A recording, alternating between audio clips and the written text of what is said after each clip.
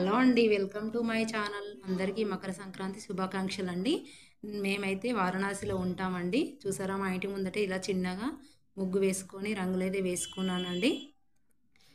ఇవాళ సంక్రాంతి సందర్భంగా నేనైతే ఎంతో ఉన్నతమైన చరిత్ర ఉన్న తిలబండేశ్వర ఆలయానికైతే వెళ్ళానండి. చూడొచ్చండి మీరు కూడా. తిలబండేశ్వర ఆలయం అండి. చాలా చరిత్ర ఉన్నది ఆలయం అండి. తెలుగు వాళ్ళు వస్తారని తెలుగులో కూడా అక్కడ రాశారండి. బాబా శ్రీ తిలబండేశ్వర్ మహాదేవ్ ఆలయం వారణాసి అనేసి. అయితే పురాతన కాలంలో మహాశివుడు ఇక్కడ రోజు ఒక నువ్వు గింజంత పెరిగేవాడటండి. ఇలా రోజు పెరిగితే కొన్ని రోజులకు ఈ భూమండలం మొత్తం నాశనం అయిపోతుంది కదండి. అందుకని చెప్పేసి అక్కడ ఉన్న ప్రజలందరూ రకరకాల పూజలు చేసి స్వామివారిని ప్రసన్నం చేసుకున్నారటండి. అప్పుడైతే స్వామివారు ఓన్లీ మకర సంక్రాంతి రోజు మాత్రమే ఒక నువ్వు గింజంతా పెరుగుతాడని అభయమైతే ఇచ్చాడటండి. అందుకే తిలబండేశ్వర స్వామి అంటారండి. చూసారా, ఈయనే తిలబండేశ్వర స్వామి అండి. గర్భగుడి అండి. లోపల ఎంత చక్కగా ఉన్నాడో, భూమండలం ఆకారంలో ఉన్నాడండి స్వామివారైతే. తర్వాత స్వామివారి చుట్టూ అంటే పక్కకి చుట్టూరుగా ఇలా రకరకాల శివలింగాలు అయితే మనం చూడవచ్చునండి. చూసారా, తెలుపు రంగులో శివలింగం, గోధుమ వర్ణంలో శివలింగం, ఈ రకరకాల శివలింగాలను అయితే చూడవచ్చు. ఇదైతే శివకోటి స్తూపం అండి. ఎంత పెద్దదిగా ఉందో చూసారా. దీని చుట్టూ అయితే మీరు వెళ్ళినప్పుడు ఖచ్చితంగా ప్రదక్షిణ అయితే చేయాలండి.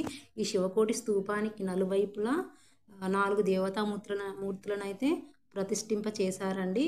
చూసారా, కుమారస్వామి అండ్ అన్నపూర్ణ తల్లి, మహాదేవుడు అండ్ ఇక్కడ చూసారంటే విఘ్నేశ్వరుడు కూడా ఉన్నారండి. మరి ఒకసారి దర్శించుకోండి తిలబండేశ్వర స్వామిని.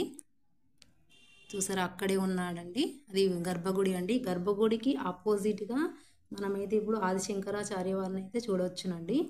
ఆపోజిట్గా చాలా దూరంలో ఉంటాడండి. చాలా పెద్దగా ఉంటుంది ఆలయం.